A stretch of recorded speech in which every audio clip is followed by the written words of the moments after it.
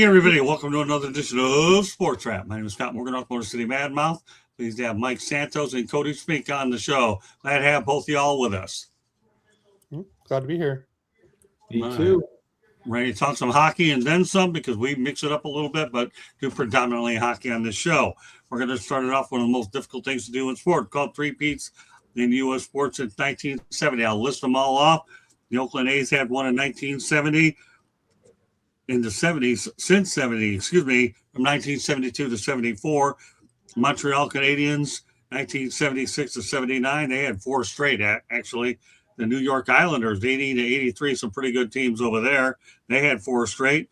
Chicago Bulls, 1991 to 93, three straight there. Chicago Bulls did the three-peat yet again from 96 to 98.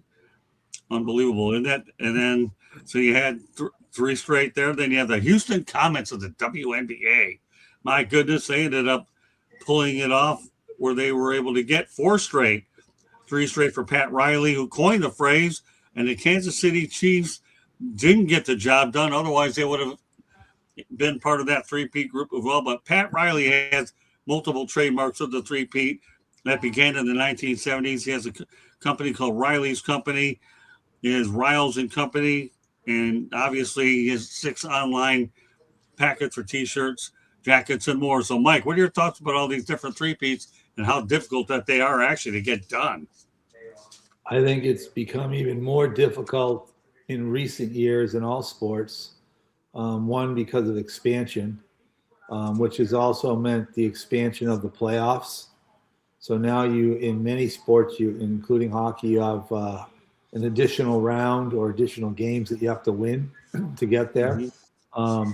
Also, the expansion of the regular season has made the seasons longer. I mean, when Bobby Orr, for instance, scored the winning goal in the 1970 Stanley Cup playoffs to beat the St. Louis Blues in 4 games in the finals, it was done on May 10th.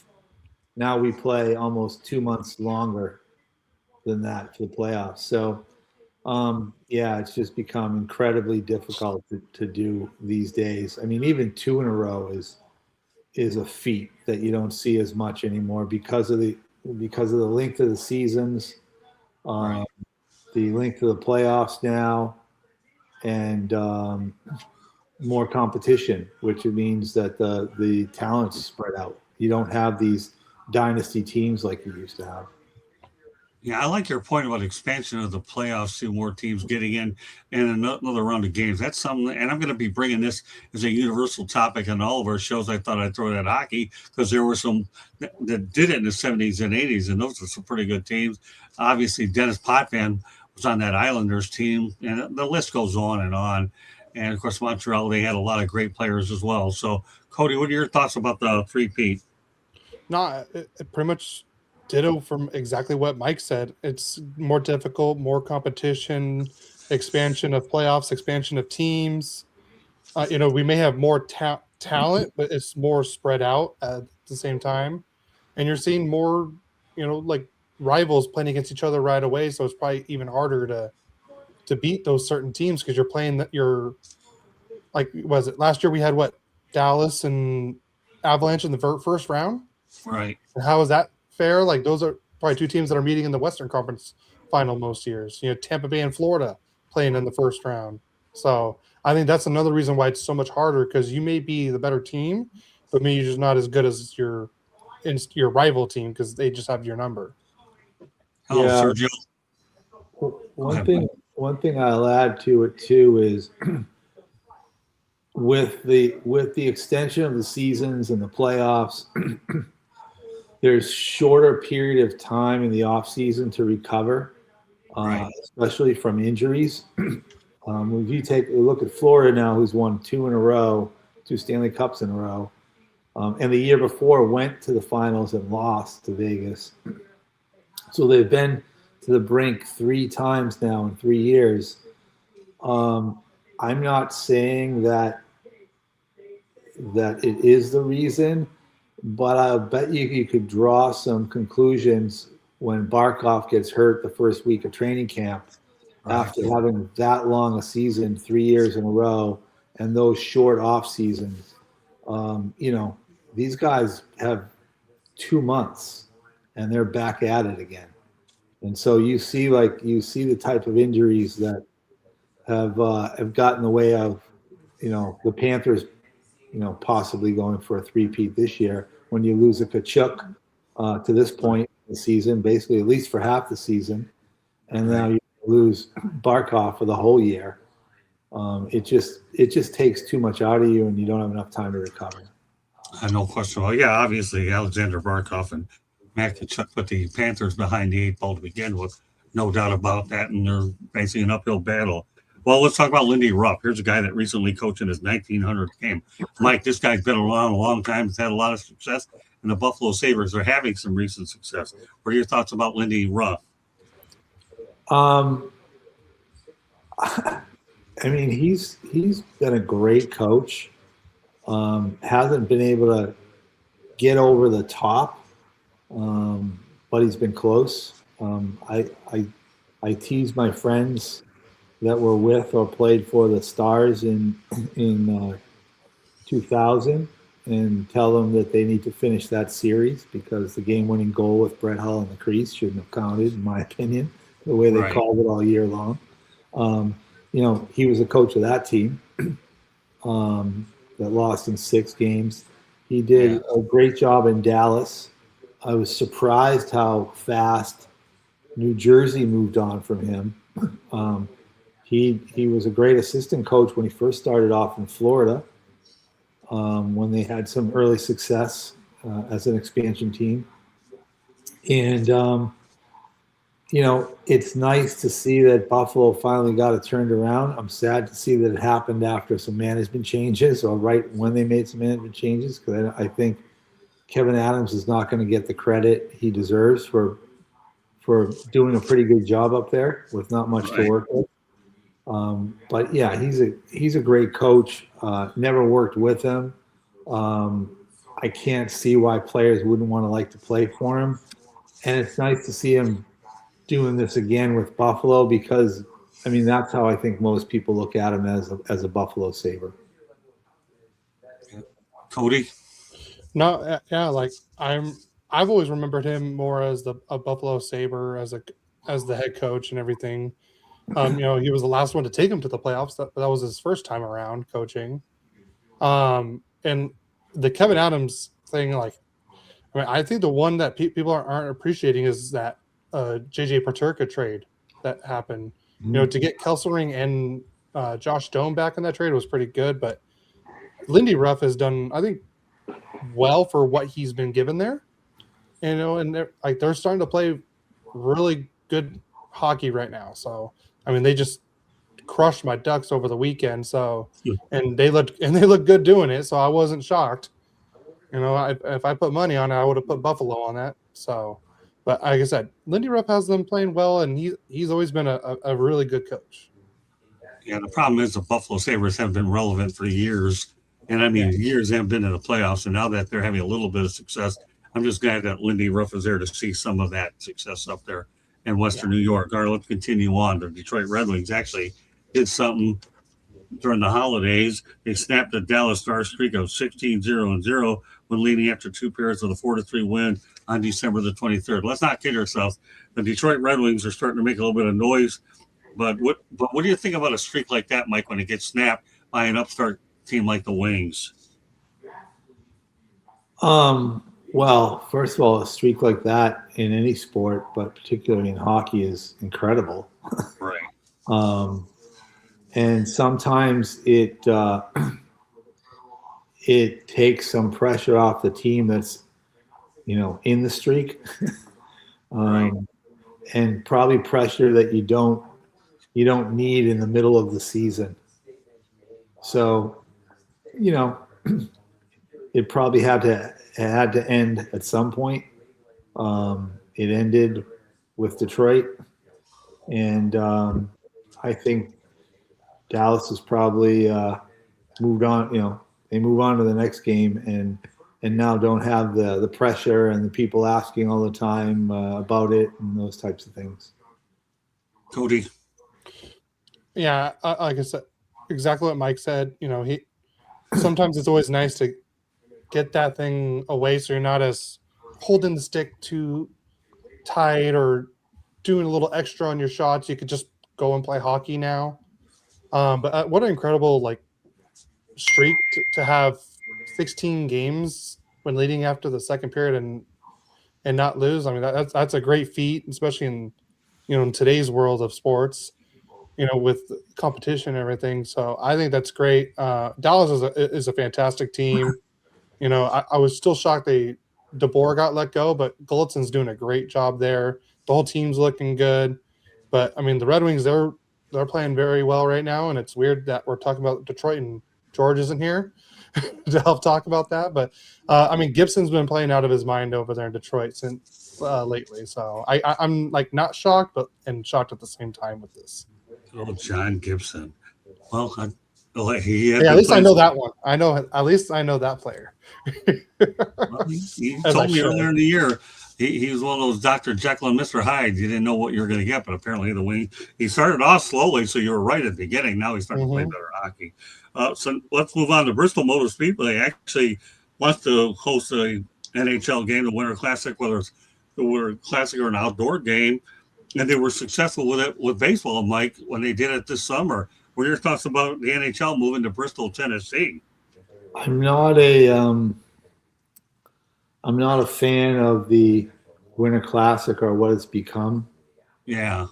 I think it was great. The initial one in Buffalo, with the snow falling was wonderful, and they've had some other ones in some venues that have been nice, but now I think it's become too gimmicky.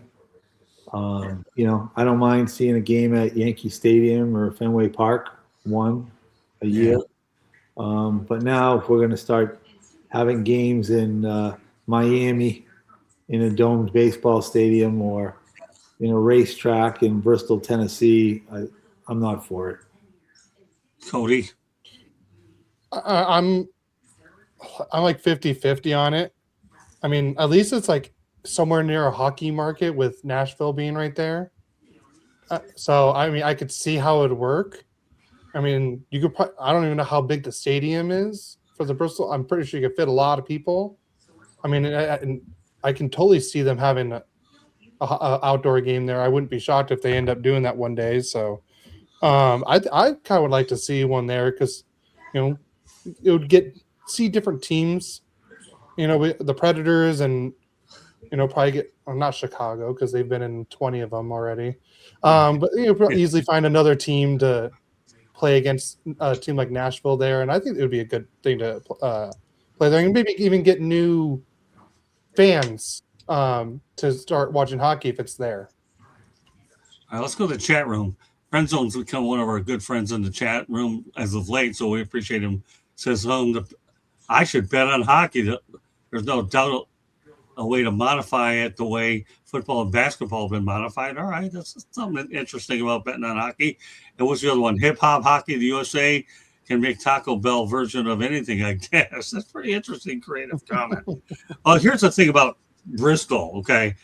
You can probably put 70 to 80,000, if not more than that, in that place. I've actually taken some laps around there during a Christmas thing where I just paid money to donate. So you can get a lot of people like baseball did, and the weather will be all right. Yeah, is it a bit gimmicky? Yeah, that's true. One of the outdoor classics that wasn't gimmicky, though, was when the Red Wings in Toronto faced off out at Michigan Stadium, the Big House, and they got a lot of people there. Then you had Michigan Stadium involved. Then you had the Maple Leafs and the Red Wings. But, yeah, Bristol, I'd be intrigued by it. I don't know what the result is, but I give them a lot of credit. They did a good job with baseball. So I would never say never with them, but I've seen crazier things happen, Mike. I mean, you're right. I mean, what they did in Florida with the Panthers was a joke going inside. I'm not in favor of that at all. I don't know how much better it's going to be in Tampa over at Raymond James Stadium either. I struggle with that one. I mean, there's plenty of seats for sure in Bristol Motor Speedway. 146,000. And I know it's one of the smaller tracks, right, in NASCAR. I mean, how big is that track? A mile and a half? Not even about a half a mile, I think. Is It's a it short that track. small? Yeah, But it's a stadium configuration. So if you're going to pick out any track on the NASCAR circuit, this is probably the one to do it. yeah, so at least, but the thing is that in all these places, they're not built for hockey, so the sight lines are terrible. Right. You can't see very well there. You can't broadcast the game very well from these locations. And it's not just hockey. I mean, everybody's doing this foolishness now. I mean, Iowa a few years ago had a wrestling match in the football stadium. Like I mean, it's just playing your own arenas and play the game the way it should be played. All right, so we're going to spend a little time to admire some legends while they're still here. Many of them are in their late 30s, so I won't even mention age. It really doesn't make any difference. But I'll mention some by name and go from there. And I love it. Oh, Cliff, Neil, you're the best. I can't wait till you go ahead and get this next topic. So please stay in there. We definitely want your opinion on New Orleans. So hang in there, Cliff. I wish you were on the show, but you're definitely going to give us some insights when I bring up our feature topic of the night. But let's talk about admire these legends while they're still here. Claude Giroux of Ottawa, Sergei Bobrovsky of the Panthers, Brad Marchand of the Panthers, formerly of the Boston Bruins, Patrick Kane of the Red Wings, John Carlson of the Capitals, Steven Stamkos of the Predators, previously the Lightning, Drew Doughty of the LA Kings, which obviously Cody's all too familiar with, Alex Pietrangelo, I believe he's a free agent. He has an injured hip, Erik Karlsson of the Penguins, and Victor Hedman of the Lightning. Mike, just give me your overall perspective of all these players in general. Which one stands out? Well, they all stand out because they've all had tremendous careers, and they've lasted a long time, which is the most difficult thing to do. Obviously the guys that have won multiple Stanley Cups, whether it's a Victor Hedman or a Steven Stamkos with Tampa, who's got 20 goals this year, so he's back on track, so to speak, in Nashville. They stand out for sure. Brad Marchand, you can't say enough about him, as much as people on opposing teams don't like him. For him to last as long as he has, now he's won another Stanley Cup with a different team, a rival team. And the way he plays night in and night out at his size, I think that's probably one I would have to say I marvel at. But they're all great players, Patrick Kane. You can't say enough about any of them. So I don't know that I could distinguish one from the other because they're all great guys and they've lasted a long time in the league. Cody? I mean, Patrick Kane, probably one of the best U.S.-born players of all time. Just hit 500 goals. I mean, Right. 3 Stanley Cups. Someone who, when he was drafted, was very small, and they didn't think his game was going to last in the NHL. And look, he's, like I said, probably the best U.S.-born player of all time. I mean, Drew Doughty, 2 Stanley Cups. I believe 2 Olympic gold medals. I think he's won at least 1 Norris Trophy. So I mean, he's great. Hedman, 2 Stanley Cups. I believe I can't remember if he's won a Norris or not. Stamkos, I mean, guy's been great since he's been in the league. Captain 2 Stanley Cups. Great goal scorer and everything. Now he's like finding his game again. Who else did you say? What were the other names you had again? Yeah, Kane, Hedman, Doughty. Yeah, Kane, Doughty. You have Carlson. John Carlson, another Stanley Cup winner. Yeah, I mean, a lot of them, like I said, have, like Mike said, you got distinguished careers. That's for sure. Yeah, I mean, all of them are great, fantastic players.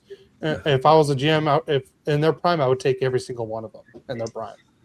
Yeah, I agree with both of you. It's hard to really pick one out. I'm surprised Steve Stamkos did not wind up with the Red Wings, since obviously Yzerman, he played for him with the Lightning, and Kane has done an excellent job, and the list goes on and on. So we'll segue to Patrick Kane. Candy, let's go back to the chat room and get some of these comments up, beginning with Cliff. Let's go to the top. Cliff, I think some markets should do the Stadium Series in certain markets. The Winter Classic should be bigger or high profile. stadiums. It's supposed to be one of the top events for a worldwide audience. Well, okay. Cliff's one of our friends of the show. We appreciate his presence on Facebook. Let's keep Friend Zone Millionaire going. I think hockey, full traditionalist traditions exist for a reason. All hail tradition. All hail to you, Friend Zone. What was the other one they had, Candy? The bigger one? The one above it, I think. That was the last one. Yeah, let's see, there's another one up there. I'll go out there and see if I can find it. Okay, all right, well, then I got Cliff Scott talks about, here, I'll put a few up, Candy. Talks about Kane, Stamkos, Hedman, Doughty, all Hall of Fame players. Carlson, great offensive defenseman. I like that one. And let's continue to ride the chat room because it's going good. I think hockey's full. Okay, I think we pretty much have them all there. All right, well, let's see if this one's up. Not. All right, there you go. All businesses are big to increase. A Shopee CEO, Toby Lucky, frequently uses the Red Queens race running faster at the same place. Want to make sure we acknowledge everybody in the chat room. We appreciate the participation as we continue on. So with that said, Cody, you mentioned it. We'll talk about it before we go into our featured topic of the night. Patrick Kane did reach that 500 goal mark as the Red Wings hammered the Dallas Stars, the Vancouver Canucks, 5-1 on Thursday, 1-8-25. So, Mike, when you get to that 500 mark, that's a pretty impressive feat for Mr. Kane. Yeah, it is pretty impressive. And as Cody said, I mean, as a U.S. born player, there's not a heck of a lot of guys that have done that as U.S. born players. It makes me remember, I believe the first U.S. born guy to hit 500 goals, and that was Joe Mullen, who was similar to Patrick in a lot of ways, in fact that he was not a big guy, and he had incredible hands. And for a little guy, he was tough as nails, and he could really take the abuse that you need to take to score that many goals. I mean, they're not all going to be pretty goals when you score 500 of them. So some of them you got to take your lumps to get them. And so kudos to Patrick Kane. He got 500, 25 years after Joe Mullen, but probably 30 years after Joe Mullen, honestly. But they remind me of one another a little bit. I mean, I'm happy that he's reunited with Alex DeBrincat. It really is. Those two guys play off of each other well. They did with the Chicago Blackhawks. So to get 500 in an original 6 uniform, more power to him. Go ahead, Cody. I mean, that's all he's played for is original 6 teams. Right. That's true. He played with the Rangers too. In Chicago, where he spent the majority of his career. So, but like I said, I was not always a big fan. I respected Patrick Kane just because the Ducks and Chicago always had those good playoff games in the 2010s, and Chicago always got the best of my Ducks. So it left a little sour taste, but I've always respected him. Great player. So much fun to see live. I can tell you that. We went and saw him when I believe it was first year in Detroit. Man, when he has the puck in the offensive zone, I feel like a goal's going to happen any second when the puck is on his stick. Like he's so fun to watch, and the way he's in the offensive zone, the way he moves, his vision and everything, it's amazing to watch. So I mean, what a great career. I mean, I think he's going to be probably a first ballot Hall of Famer when his time comes. Oh, no question about it. Yeah, he's definitely. I think once you hit that 500 goal mark, then you reach a certain point where in other sports you have certain plateaus or thresholds where you're going to see Hall of Fame consideration. And Patrick Kane is tell that to Verbeek and Keith Kachuk. I think they're at 500 goals each, and they're still not in. Well, it's true. I don't know the politics behind it, but we'll see whether they'll get there. But we are going to get to our featured topic of the night. Could New Orleans be an NHL expansion possibility? There was a meeting between the NHL and a group expressing their interest in bringing a franchise to New Orleans.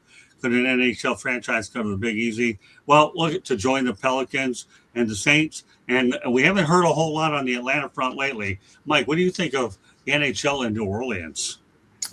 I actually looked at New Orleans about 20 years ago as a site for an American Hockey League team. Did you? When I was with the Panthers the first time, and we ended up settling on San Antonio. Really? The reason why we didn't go to New Orleans at the time was because there was really only one facility that could house a team. That was, I think it's still, is it still called Smoothie King? Next to That's Smoothie King, right? Correct. And although it could house a team, the Pelicans weren't very fond of sharing their building with another team. And so we weren't going to have the opportunity to practice there, and there were no other practice facilities available. Probably the closest one was about 3-hour drive away. Wow. So the infrastructure just wasn't there. Do I think the market would be good? Sure. I think the market would be good. I mean, look at what's happened in some of the recent markets that the league's gone into. When the league went into Nashville, I mean, they had no clue about the sport there, and look at the type of fan base they've grown. So I think the market's right. The infrastructure right now, though, as far as an arena to play in, where they wouldn't be second fiddle when it comes to being a tenant, because that just cuts into practice time. Without a practice facility, they'd need a couple of years for sure to get set up for it. Yeah, market practice to me is there. Again, if you're saying that they're not allowed to, that the Pelicans wouldn't be receptive, that's a challenge. But I like the potential there. I really do. It's combat sports. Everybody knows if you've been to the actual state of Louisiana, they do bird fighting. So combat sports is big. They've held a lot of big events at the Superdome. But I think hockey, for some reason or another, can make it New Orleans. But again, lack of practice facility and arena certainly would be. And I don't see New Orleans building another arena for hockey. I just don't.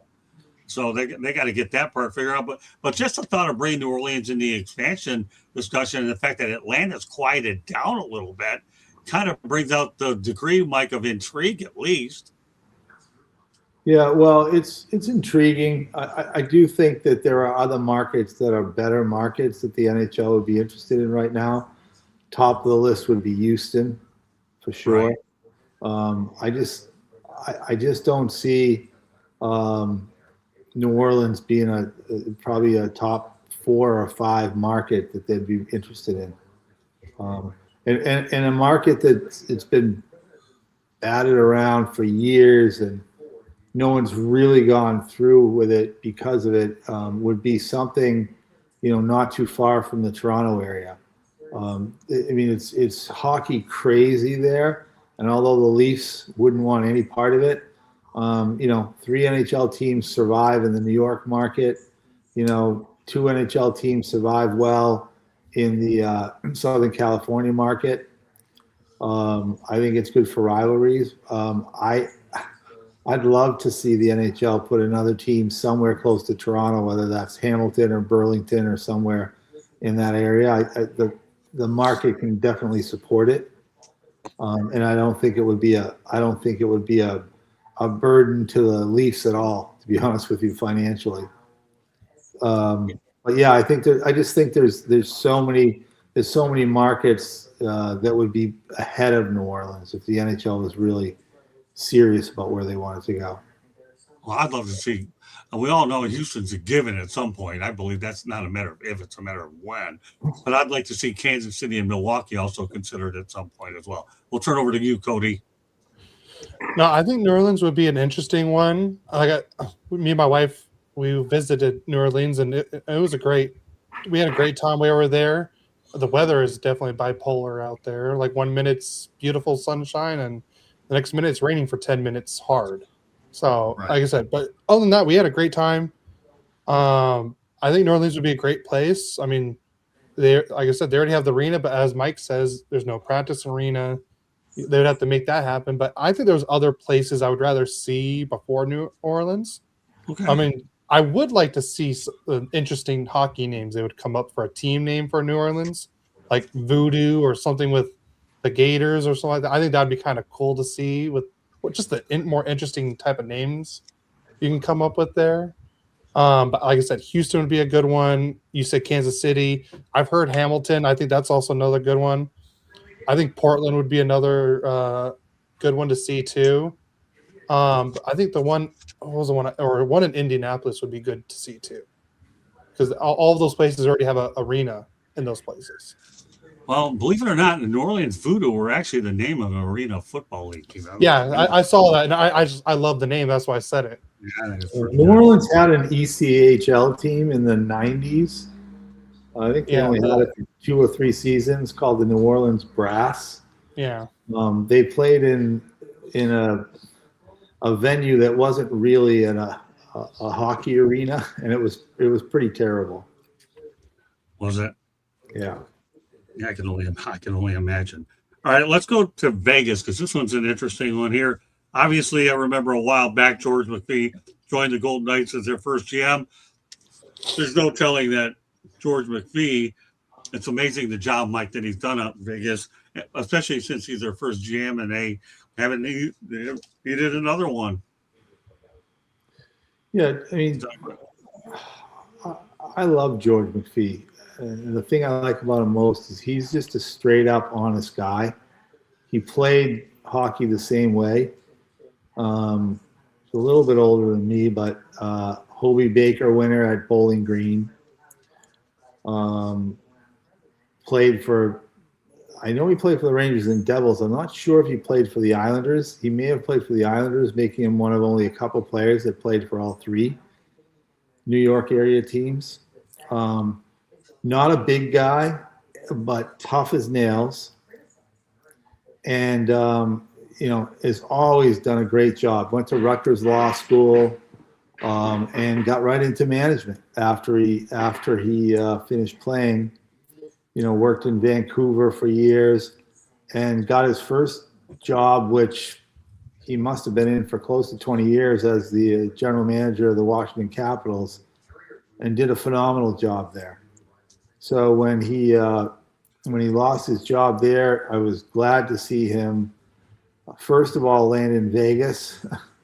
Second of all, sad for him that he lost in the finals in their first year against the Washington Capitals, who team he had built before going to Vegas, but then bounced back and finally got his Stanley Cup when they beat the Panthers 3 years ago now.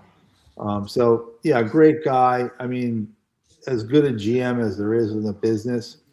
Obviously now I think he's like president of hockey operations or one of those title type things in Vegas. But he really is responsible for Vegas' success, and they've had nothing but success from day one in that market. Which, there's been other expansion teams, especially since that have done well, like Seattle, but no one's done as well as the Vegas Golden Knights from inception to where they are now. Yeah, I like this comment in the chat room. New Orleans and contact state. Everybody loves a winner. Great job, Friend Zone. You're on a roll for all the right reasons. Hey, Cliff, I have a question for you. We will have some openings here on Thursday to join Mike and Cody. Feel free to contact me, direct message me on Facebook. You're welcome to be a part of this crew. We'd love to have you on. Cliff is our specialist, Mike and Cody, when it comes to expansion in the NHL. And this guy is a great hockey mind who's out of Maryland. So, Cliff, let me know if you want to come on every now and then on Thursday or as often as you like. You have an open invite as well. New Orleans' best shot would be the AHL. Put that up there, Candy. I would see how well that would work before considering an NHL team. My anti-Atlanta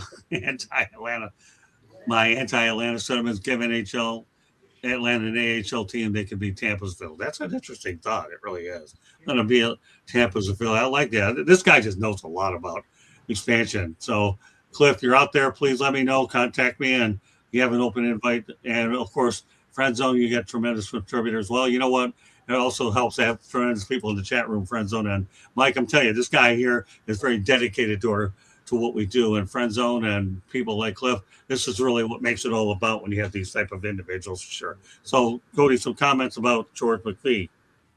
Well, he's someone I love to hate just because, man, the way he orchestrated that expansion draft for Vegas was probably one of the best like expansion drafts of all time, like took the team straight to Stanley Cup.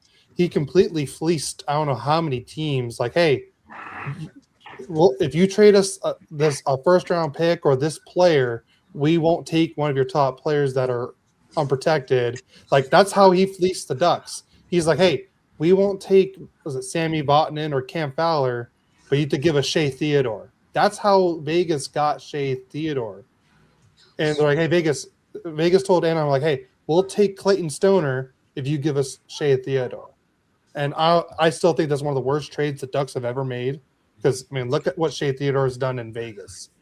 And I liked him that rookie year with the Ducks. I thought he was great, and he was going to have a fantastic career. But like I said, the guy knows hockey. The guy knows how to run a team.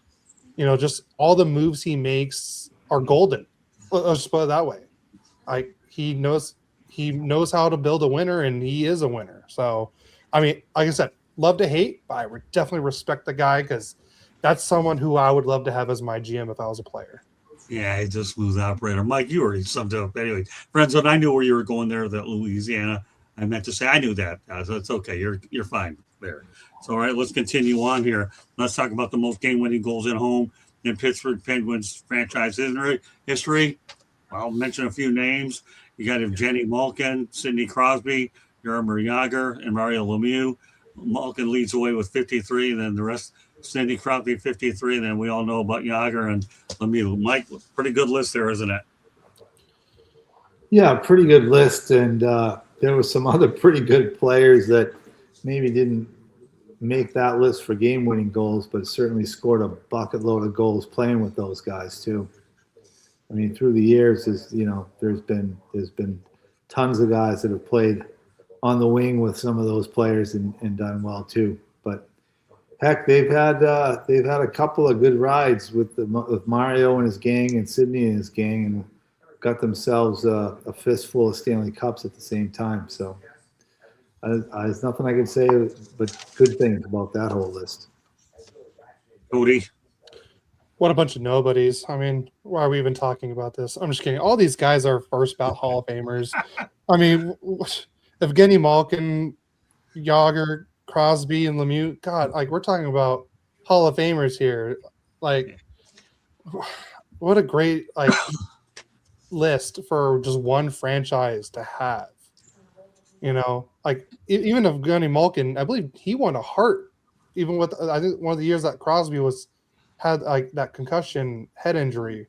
I mean, all these guys are fantastic players. I mean, I would love to have any of them, just as even just one of them on my team would be fantastic. Yeah, I wonder how many. I'm just thinking about Mario Lemieux and some of the guys that played on his line. I mean, there's been several guys who have played with Mario Lemieux who've scored 40 goals or more in a season that aren't even on this list. I mean, I think of Mark Recchi, Kevin Stevens, Rob Brown. I mean, there's others, and there's guys I'm not even thinking about that did the same with Crosby and Malkin. So not only did these guys score big goals, but they set up other guys to score a ton of goals and probably make a lot of money in the NHL at the same time. Yeah, that is a dynamite list. You know, Friendzone has another great question. Does Magic, Gretzky, Jagr, any of these high-profile athletes have any interest in NHL ownership? Magic is involved with so much, I don't know. Gretzky, I think, was part of that dumpster fire in Arizona with the Coyotes, where I think he tried to be a part of that and was a coach, but all know that hockey went south in Arizona. Jagr, all he does is keep playing overseas in Europe into his 50s. Maybe when he's done with the skates, you never know. I wouldn't rule him out, but Jaromir Jagr to me is a hockey lifer, or if I've ever seen him. I mean, so is Gretzky as well. Magic, he's involved in everything on the planet. But that's an interesting question, Mike. Why don't you take a shot at it? I mean, Gretzky's situation, too bad. Nothing could work out there. And Jagr made Stu Burns look great. Go ahead, Mike. You got a couple to deal with in the chat room. I got a little story to tell related to that. So I'm not going to tell you the player. I'm not even going to tell you the team, so you don't know who the player is. But we were on the road one day, and it was one of those big Powerball jackpots So all the players were running to the corner store on the road and buying Powerball lottery tickets. And one player was sitting on the bus behind me on the way back to the hotel after the morning skate, and he said to me, he said, if I win this Powerball, I'm going to buy this team. And he said, and I'm going to fire the coach. And I looked at him, I said, if you win Powerball, I said, do yourself a favor, buy a suite and just go retire and watch all the games from your suite. I said, don't ever waste your money buying an NHL team. So I would say the answer to the question is no. None of those people would be interested in owning an NHL team. I mean, it's nice to see the value of these things and the equity increases over time, but from year to year, as an owner, it's not the easiest thing in the world. Not in the National Hockey League, anyways.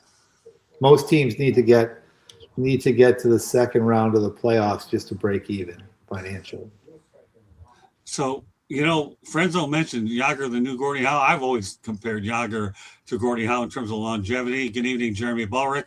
He'll be on fire up after this show is over with. Kansas City, another shot. Yeah, I mentioned that a little bit earlier, Jeremy. But great, I'll put you in the GMTA category, Jeremy. Great minds think alike. Jeremy Ballrick does some unbelievable things for the network as well.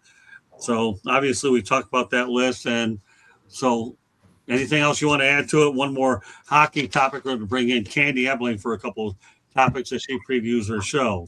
Anything else anybody want to add to what we already talking about? All right. Well, the next hockey topic we're going to talk about is the Utah Mammoth, as they won an outdoor game, and now they're going to get one as they're going to take on the Avalanche in the Winter Classic at Rice-Eccles Stadium, the home of the Utah Utes. All right, Mike, I can't help myself with these, but at least this is a logical outdoor game with Colorado against Utah. So you have that rivalry in the NBA at least. Does this one even make any sense? A lot of them don't, but maybe this one does. I mean, I'm sure there'll be a nice backdrop with the mountains, and maybe we'll even get a little snow, which will make it nice. And I do appreciate the fact that there's at least some sort of geographical rivalry here, instead of like the Right. Rangers coming down to Miami Beach to play the Panthers in a dome baseball stadium. But I mean, overall, I'm sorry, I'm just not a fan of these things. I'm just not a fan. I just think they've just become too gimmicky. I mean, I'm good with one game, which used to be on New Year's Day. It used to be the NHL's day, in a nice venue with two rivals, but it's just gotten out of hand, in my opinion. Called saturation. What do you expect? You got a bunch of New Yorkers at Lone Depot Park, and the Rangers whip them. Who could have predicted that scenario? The Rangers. I mean, hey, I give the Panthers credit; they got the right opponent. I mean, if you've ever been to Lone Depot, that would be like the Kings playing the Wild in SoFi Stadium.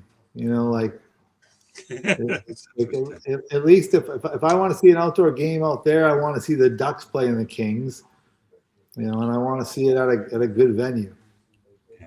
Yeah, I just found it interesting the way they.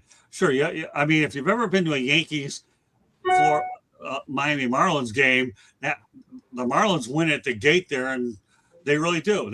You're talking about 100,000 sellouts, all three, and the Mets do a respectable job, but they see them a couple of times a year, and the rivalry is what it is internationally. But put the Yankees and the Marlins, and the Miami Marlins make out like bandits. They really do. So, Cody, your thoughts about at least this particular matchup between the Avalanche and the Mammoth over at the home of the Utah Utes? Like you guys said, at least this one makes sense. They're right next to each other. The climate's pretty similar. I think this is part of the reason why Ryan Smith bought ownership of this, is because I think when he's like, hey, I'll buy the Arizona team and bring them to Utah, but you guys got to promise me if I do everything right, you give me an outdoor game. And honestly, in the Arizona and Utah franchise altogether, they were the last team to not get an outdoor game. So I think it's good that that franchise finally gets one, at least. And like I said, the opponent makes sense too. At least, like I said, at least it's not, like Calgary and Utah or something like that. At least this one makes complete sense. But I think this one will be fun to see. I always look forward to the uniforms to see how they come out. That's my favorite thing. I'm a jersey head, so, and I think they'll do really well with both squads because, I mean, you got Colorado. They always have some decent uniforms, and we'll definitely see something different with the Mammoth because they've only ever had 2 jerseys, or technically 3 or 4, but 2 really. Well, I'm glad that Ryan Smith disassociated himself with the Doormat Coyotes, that's for sure. And he started the University of Utah Stadium might have better sight lines than the arena that the Mammoth are playing in right now. Yeah, that's probably true. Yeah. I mean, I might actually watch out. I don't know what I'm going to do with these New Year's days. I'm conflicted about going to bowl games and all that stuff. And we're working diligently to try to get in Monday's national championship game. If we don't, we're going to be around working the events. And also, just so you guys know, in a couple of weeks, Candy and I will be covering the Senior Bowl in Mobile, Alabama, where there'll be a lot of NFL prospects on display. So we'll take a break from hockey on that particular Thursday as well, while I go to Mobile, Alabama, and look at some future NFL players as well as possibly some coaches out there. So that should be interesting. Cliff Neal in the chat room says, I actually like that comment. What's that? I like Cliff's comment. I think actually that does make more sense. Yeah, well, I'll tell you, Frenzo's pretty good. I love watching this person in the chat room. This guy is awesome, man. All right, back to Cliff Neal's comment. Cliff, I'm waiting to hear from your direct message soon. But Winnipeg would have been better than Colorado against Utah. Well, you have the Canadian Rockies there. At least there is a connection there, regardless of the NHL saying the actual history of the franchise magically disappears. Well, it's interesting. So I'm going to put that comment out there for those on YouTube that can go ahead and see it. Now you see it. There's Cliff Neal, our expansion guru and hockey expert out in cyberspace joining us. Thanks, Cliff. Appreciate you very much. All right, we're going to bring in Candy for a couple of segments. So, Candy, please join us. And we're going to talk about Vancouver fans with a different set of fans.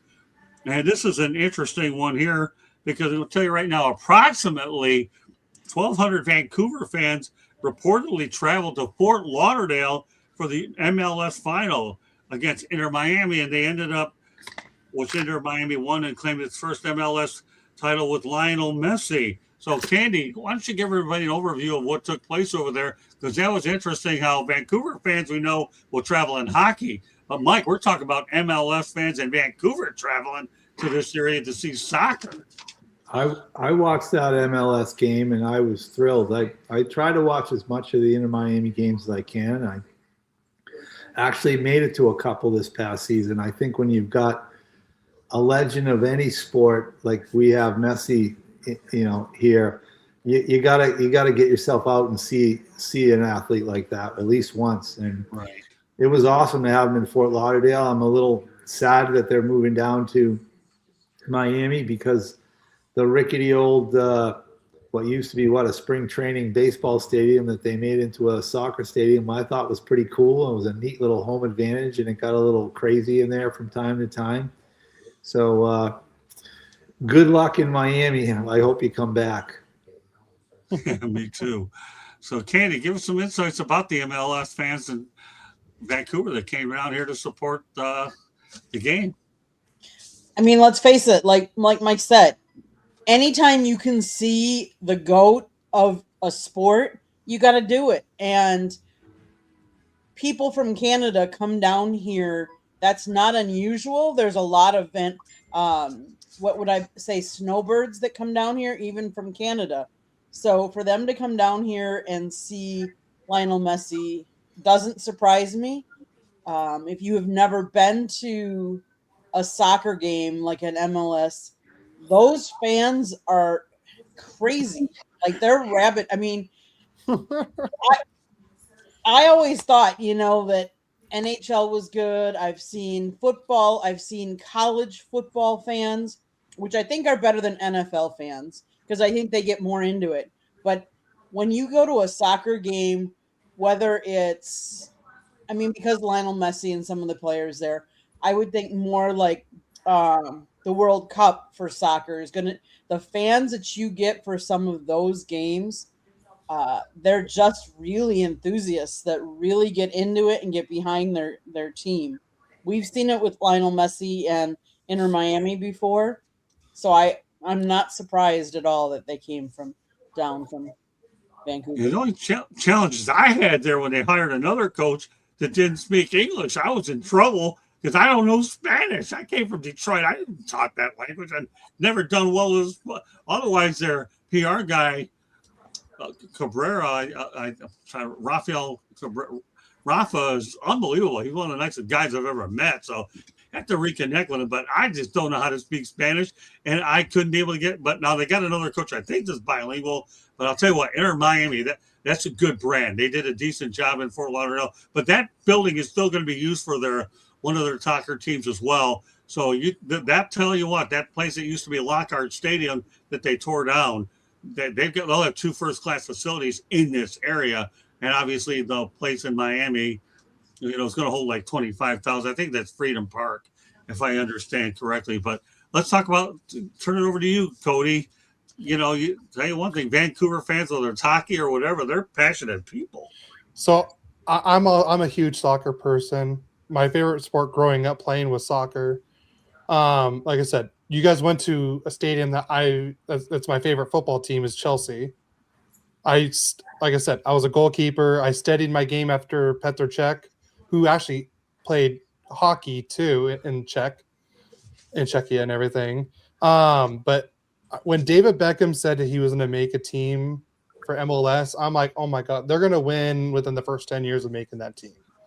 Like, just when he's a soccer guy that knows how to do soccer things. I've been to many Galaxy games. I haven't been to the LAFC versus Galaxy game because I don't know if I want to be there with some of those games because, man, soccer fans are on a whole nother level than any other sport that I've seen. I think they're worse than football, baseball. Like, when it comes to rivalries, I think it's 10 times worse. And if you think MLS fans are crazy, wait to go to Europe and go to a game. I want you to look up Borussia Dortmund in Germany. Yeah. Those fans are probably the craziest ones. Oh, really? And like I said, that's my favorite Germany team. My favorite player was on there, Marco Reus.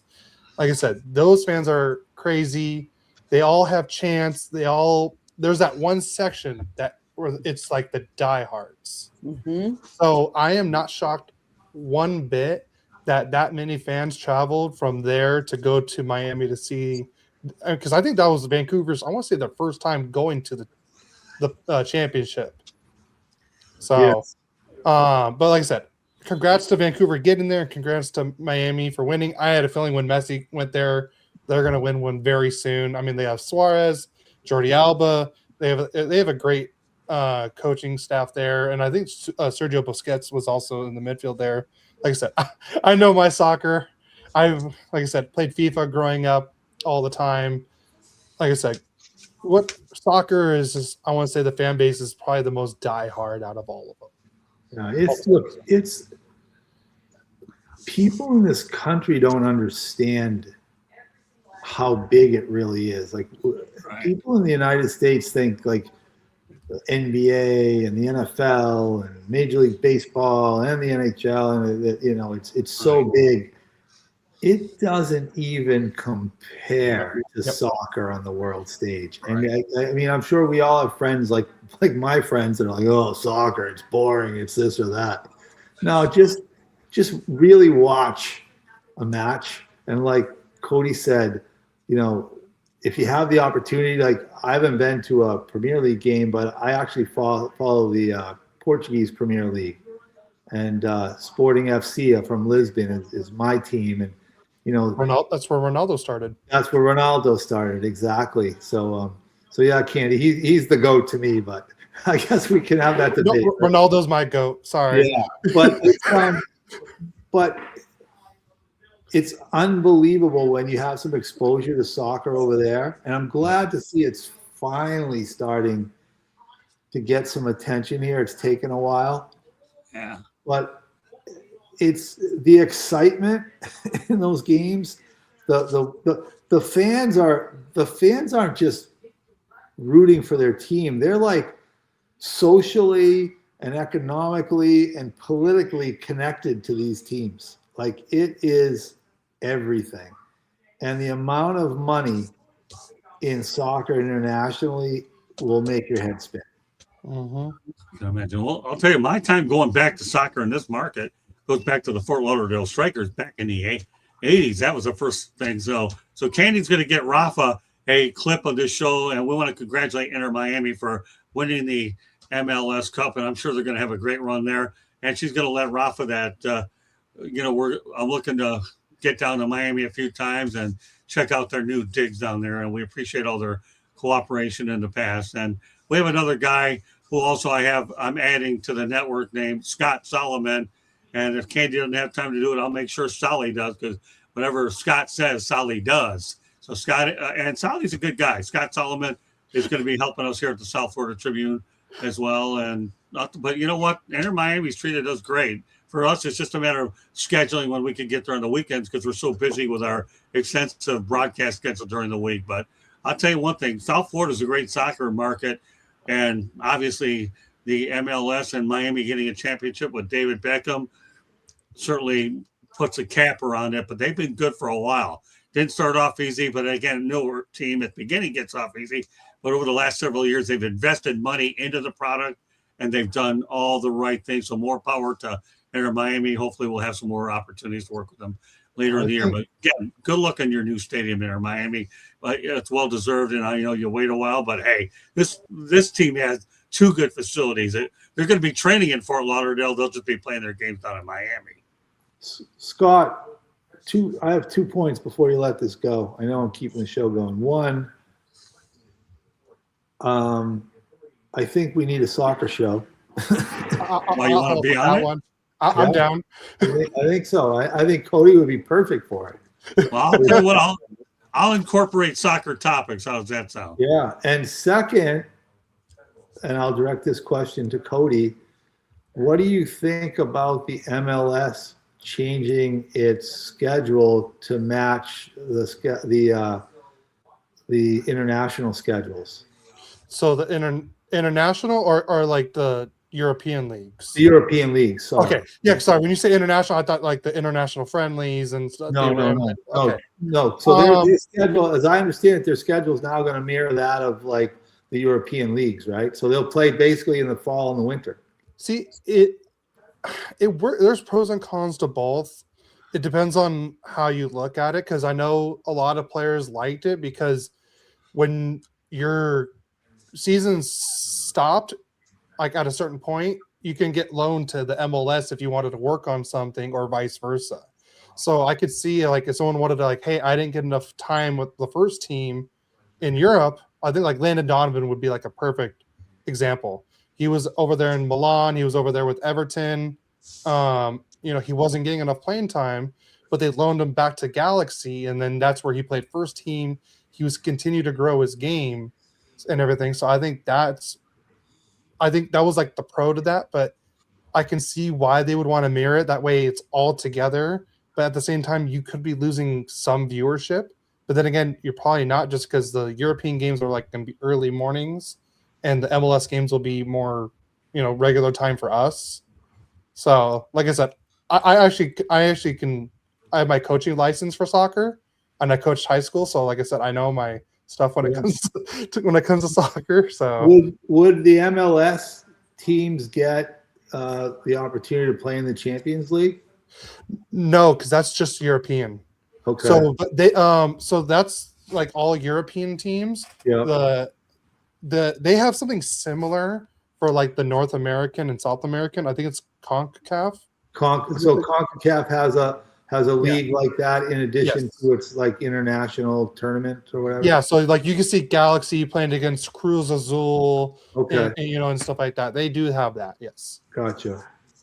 All right, so let's go ahead and have a preview. Great, Scott. Well, that's a wrap then on the soccer show. I will see you next week. Well, since Mike is a co-host here on the show, what we're going to do in the future, no, I'm really serious about this. Now Candy's got more work to do, and so does Solomon. We're going to see if we can incorporate an MLS topic, maybe with Inter Miami, to let you guys know. But I do have one non-sport topic I want to get to. Candy will preview Fire Up, and then we'll wrap it up, okay? And that's this. I like to have our non-sports one. And this comes from the state of California. That's why I put this one on here for you, Cody. Finally. California. Oh, that's okay. This was ideal set for this show for you.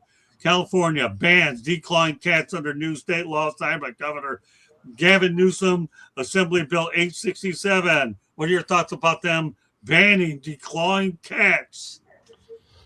I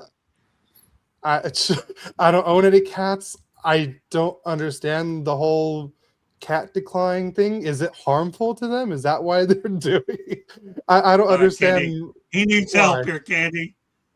Well, it depends. Are they banning declawing both the front and the back? Because now in the state of Florida, you can't do both. It's not necessarily harmful for them, Cody. What it is it doesn't allow them to defend themselves if they're ever, out in the wild. Okay. For people that have cats that want them to be house cats, if they have claws, then they can dig into your furniture. So a lot of times you will declaw their front claws, and that's okay. And you keep their back claws. So like our two cats don't have the front claws so that they can't go like this and, ruin your furniture. But if they're ever outside, you would not want them to be declawed, because if they would need to defend themselves outside for any predators, they could if they still had their claws. Got it. Like I said, I'm a dog person, but I've always wanted a cat. My mom is allergic to cats. So that's why we never got one. And then I moved into my in-laws and they said no. Because my wife was going to buy me a cat for my 30th birthday. And yeah, that got shut down really quick. So, but yeah, I guess I never understood that. But now that makes sense. So I understand that. But I never thought that we would make laws of declawing, that you can't declaw cats.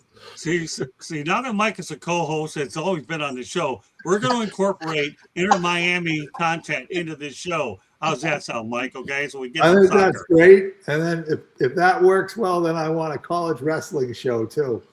Oh, you're gonna have whatever you want, Mike. You got carte blanche in this network. That's above my pay grade.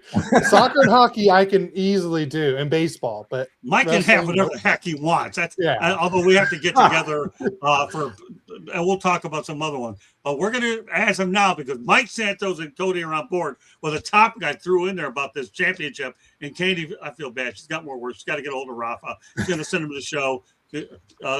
Mike Santos and Cody Spink are in favor of incorporating Inter Miami because it says the show is based here.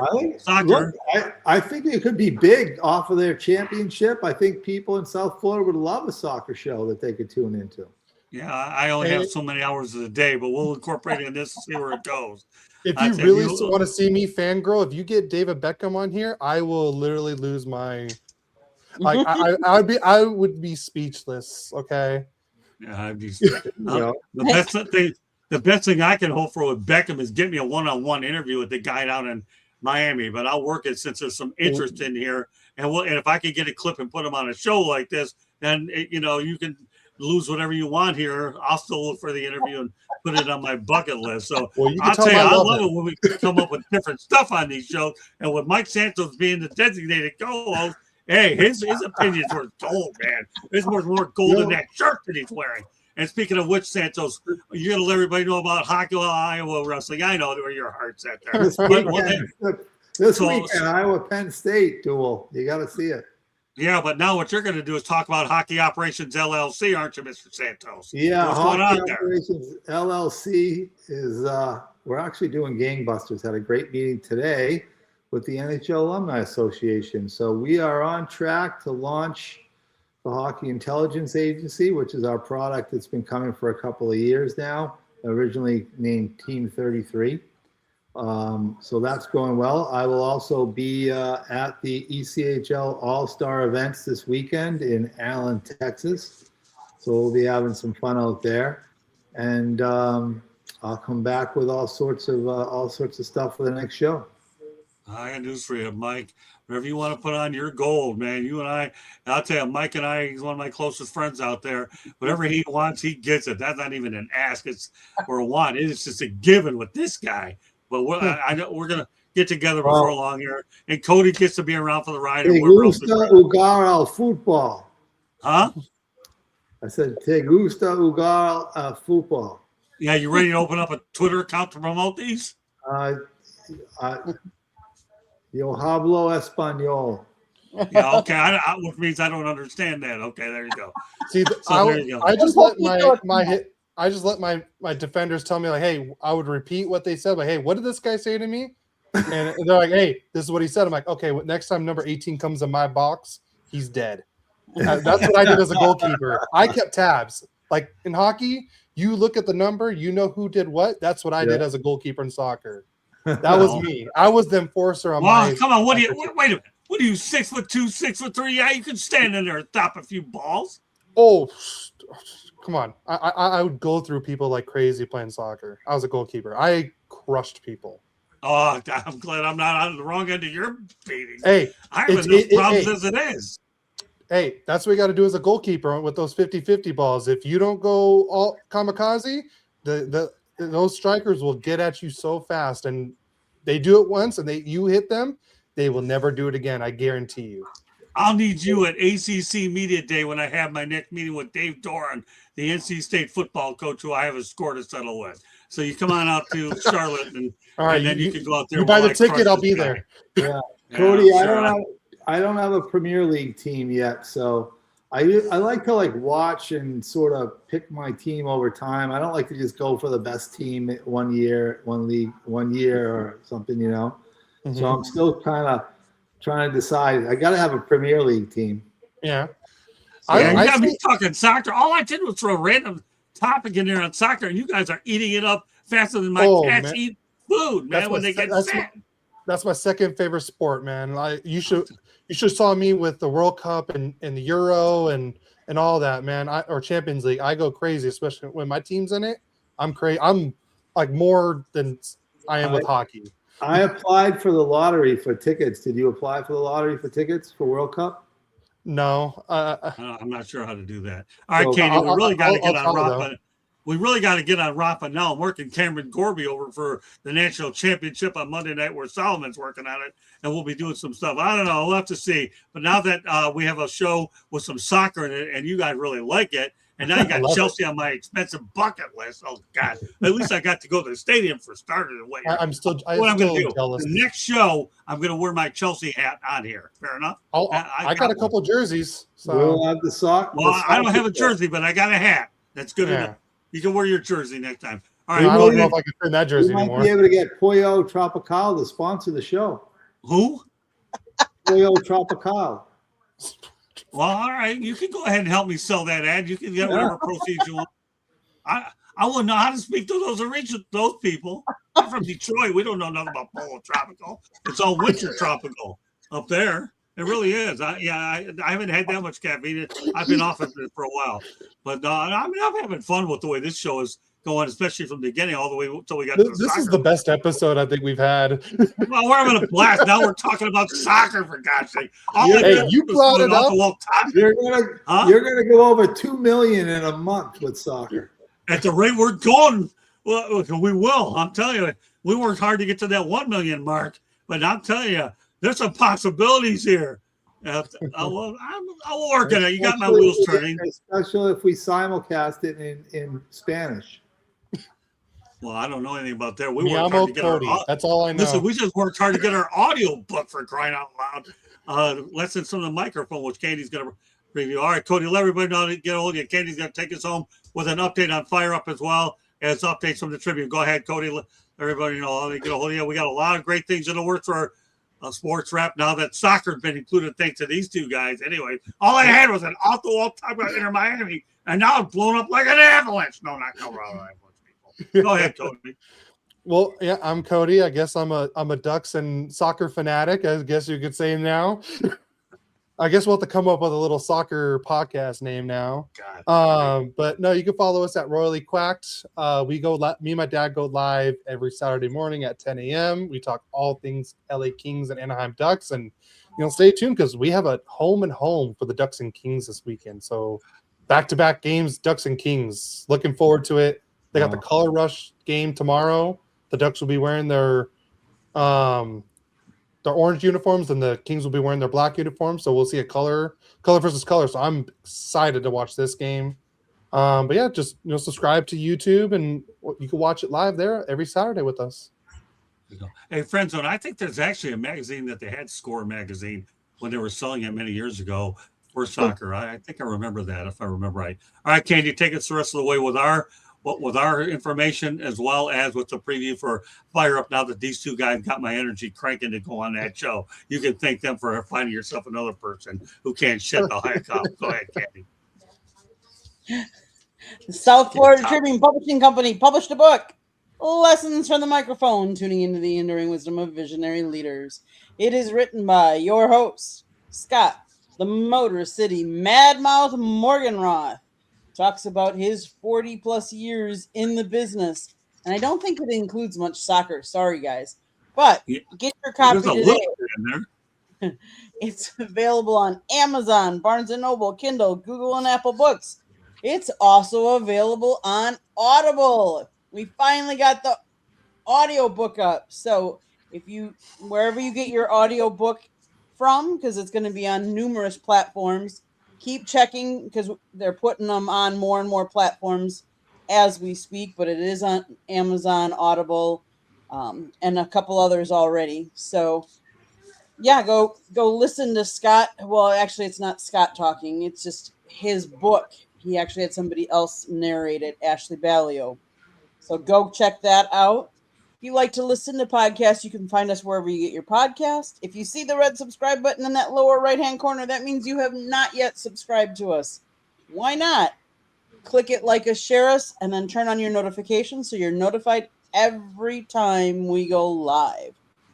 Back to you. Oh, and then to preview Fire Up, we are going to be talking about the matchup on Monday night, college football playoff, the Miami Hurricanes versus the improbable Indiana Hoosiers, who are going for a perfect season, which has not happened in college football. And then we're going to be talking about NFL and the playoff games, the coaching vacancies and the hire. And we might even throw a little bit about this scandal that's happening in the NC2A in basketball. So come check us out. We'll be on shortly after this show. It depends on how long Scott keeps going with this one. Okay, well, I can promise you one thing. After tonight's show, I will incorporate one or two Inter Miami topics going forward, including our hockey stuff, because they all have something in common. You have goalkeepers scoring, and then you have people scoring goals. So soccer and hockey, you have that. So, and I got two people that have the energy to do it. Katie, like I said, I'll be more than happy to write on your to-do list. Contact Rafa ASAP. We're interested in getting back. And yours truly here is going to fight through all his medical conditions to find a way to get there. And Mike Santos, don't be too far behind. I may drag you down to Miami. So once I get my feet wet, learning where this new place is. And Cody, don't worry. I got a Chelsea hat on the way. So that does it for this edition of Sports Wrap. Can I interrupt one thing before we go? Sure. Important hockey topic. Tonight, the Boston Bruins retired the number 33 of Zdeno Chara. And they did. I think that's worth noting tonight. He was actually one of the first players who I negotiated a contract for, and he's a true gentleman, a great person, and really deserving. So I just wanted to bring that up tonight, since it was tonight at the TD Garden in Boston. They retired his number. Beautiful. I think we mentioned it before, but you know what we'll do, Mike? We'll talk about it again when we come back in a couple of weeks. How's that sound? Because I know you're really high on this player. And again, you retire a hockey jersey for an original 6 team. You've done an awful lot with the incredible history there. So congratulations to Zdeno Chara. We'll have a lot of great hockey topics and now soccer, okay, with Inter Miami when we come back in a couple of weeks. We're going to be doing Senior Bowl projects and football over the next couple of weeks, but glad everybody can be with us. So lots of activity going on in the network. Mike and Cody, you put us to work even more. No problem, Mike. You and I have a date someplace in Fort Lauderdale anyway, and there's all the information. We'll wear our kits. There you go. I'm telling you, there's a great crew. The first time all three of us have done one, all three of us. I think it's worked out well. We'll add other people along the way, but great act here all the way around. Covered a lot from on the rink, off the rink, you name it, and we'll continue to comb the landscape of what's on Frozen Pond and what's on the soccer field when we return in a couple of weeks. Take care, everybody. Fire Up is next with Candy Epley in the Country Club. Good night, everybody, and we'll see you shortly. Mike, have us good luck with your Iowa Hawkeyes and everything else you got going. And Cody, you're the best, man. I'm glad you and I and Mike are on this show. We're going to do what we need to do with it to keep it great. Thanks for everybody for joining. Good night. Fire Up is next.